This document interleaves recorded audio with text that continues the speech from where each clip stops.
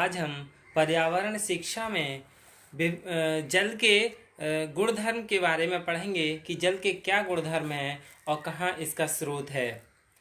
तो सबसे पहले हम जो महासागर है यानी समुद्र है, उस स्रोत से जो जल प्राप्त होता है उसके गुणधर्म के बारे में पढ़ेंगे। यह जल खारा तथा अनेक लवणों से युक्त है, यानी समुद्र का जल खारा और लवण से बना हुआ है। स्थिर जल के अलावा वर्षा तथा नदियों के जल के मिलने से अनेक प्रकार की वायुमंडल या सतही गंदगियां इसमें आ जाती हैं, क्योंकि जो वर्षा होती है या और जो नदियां हैं वो सब जल कहाँ जाता है, समुद्र में जाता है। और यह जल फिर पीने योग्य नहीं होता है जब यह गंदा हो जाता है, और न किसी उद्योग और खेती के काम आ सकता है। इसमें विभिन्न प्रतिशत में chlorine, sodium, magnesium, sulphur, calcium, potassium, bromine, strontium और बोरोन के घुलनशील लवण होते हैं।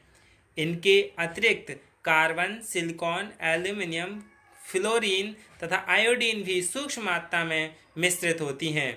अघुलनशील यानी जो घुलने वाले नहीं होते हैं वो तैरने वाले पदार्थों की कुछ मात्रा स्थान विशेष के आधार पर हो सकती है, क्योंकि उद्योगों और अनेक प्रकार के कारखानों से निकलते हुए अपशिष्ट भी लास्ट में इन्हीं में जा मिलते हैं। तो इसलिए पानी की अधिकतम विशाल मात्रा है समुद्र, क्योंकि इसमें 97% कुल जल का 97% जल समुद्र में ही है। और जो सहायक साधन के अतिरिक्त पानी के जानवरों की प्राप्ति के साधन भी बनते हैं, जैसे विभिन्न प्रकार की मछलियाँ भी होती हैं उसमें। महासागरों और समुद्रों की लवणता की तीव्रता इससे जानी जा सकती है कि इनके यानी जो समुद्र का जल है उसमें प्रति 1 लीटर जल में नमक की मात्रा 35 ग्राम होती है। कितनी होती है समुद्री जल में? प्रति 1 लीटर में 35 ग्राम। और इस जल के सेवन से मनुष्य मर जाता है, क्योंकि बहुत होता है 35 ग्राम 1 लीटर में। मनुष्य अधिकतम 1 लीटर में 5 ग्राम नमक ही सहन कर सकता है, यानी मनुष्य 1 लीटर में 5 ग्राम नमक ही सहन कर सकता है। इससे अतिरिक्त उसके लिए नुकसानदेह होता है। अब हम दूसरा यानी नदियों का जल यानी नदी से जो प्राप्त जल है उसके गुणधर्म के बारे में जान लें। पहाड़ों की बर्फ से पिघला हुआ पानी व वर्षा का पानी नदियों के रूप में पृथ्वी पर बहने लगता है। इसमें रास्ते की गंदगी और अनेक अनचाही वस्तुएं मिल जाती हैं। नदी के किनारे बसने वाले लोग इसमें कपड़े धोते हैं, बर्तन मांजते हैं और अपने घरों का कूड़ा करकट तथा गंदे पानी को भी इसी में डाल देते हैं। इस प्रकार साफ सुथरा पानी गंदा और पीने के अयोग्य हो जाता है, लेकिन पानी के निरंतर और अधिक आवक से यानी अधिक बहाव से अशुद्धियां कम हो जाती हैं और इसे कहीं कहीं छोड़ अन्य स्थानों से पीने के काम में ले लेते हैं। अपने देश में यह जल प्राप्त करने का एक मुख्य साधन है नदियां। अब हम अगला पढ़ेंगे वर्षा का जल यानी रेन वाटर। समुद्र तथा पृथ्वी की सतह से बाष्प बनकर जल ऊपर वायुमंडल में जाता है और वहां से आर्द्रता पाकर यानी नमी पाकर वर्षा के रूप में जमीन पर आ गिरता है।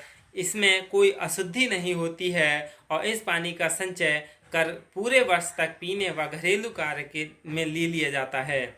भारत जैसे देश में जहां पानी प्राप्त करने के साधन बहुत सीमित हैं, वहां इसे बहुत निरापद और श्रेष्ठ मानते हैं। खेती में भी इस पानी का अधिकाधिक उपयोग होता है।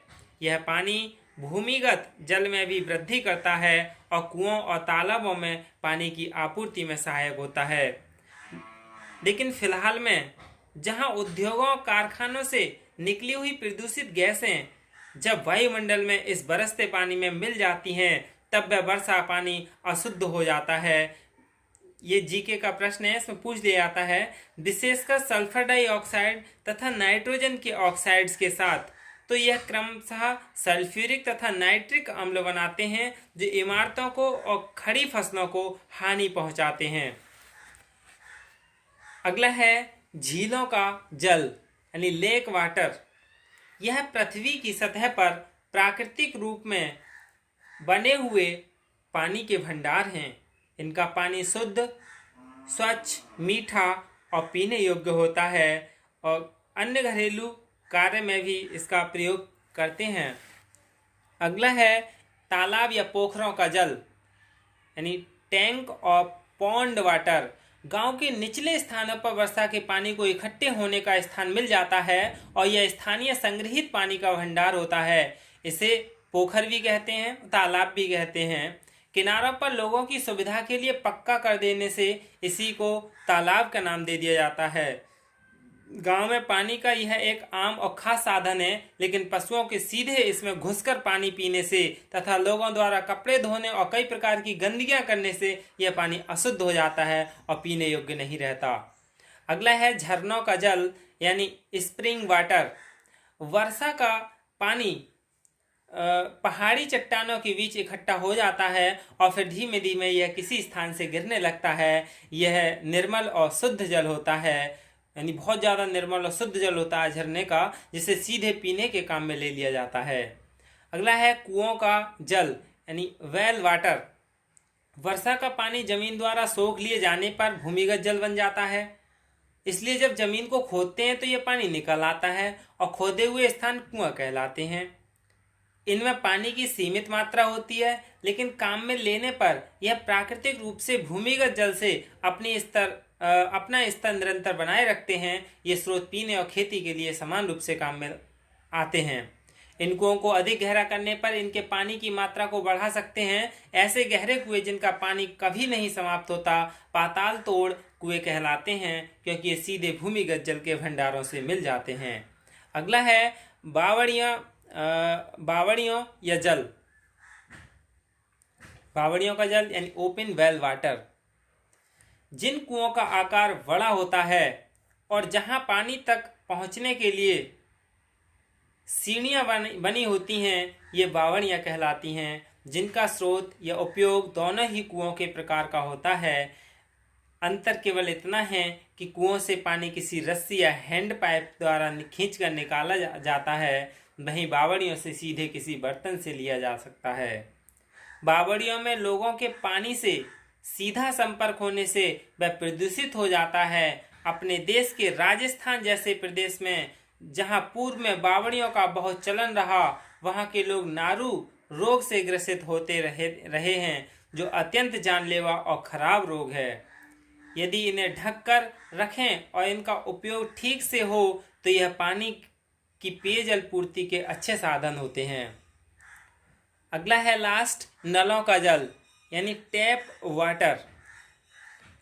बड़े बड़े पानी के भंडार जैसे झील या बांध या गहरे कुएं के पानी को मशीनों द्वारा खींचकर उसे सुविधाजनक तकनीकी से शुद्ध कर शहर या गांवों के किसी ऊंचे स्थान पर बनाई गई टंकियों में पहुंचा दिया जाता है। यहाँ से यह पाइपों द्वारा घर घर में उपलब्ध करा दिया जाता है। यह अपेक्षाकृत यानी शुद्ध पानी होता है, क्योंकि इसकी शुद्धता की नियमित जांच होती रहती है। यह पानी बहुत सीमित होता है, इसलिए इसका बहुत बुद्धिमत्ता से आवश्यकता अनुसार ही उपयोग करना चाहिए। यानी पानी को ज़रूरत से ज़्यादा व्यर्थ पानी ना बहाएं, जितनी आवश्यकता हो उतने ही पानी को यूज करें और पानी को अगली पीढ़ी के लिए बचा कर रखें, क्योंकि पानी पीने योग्य कम है। धन्यवाद।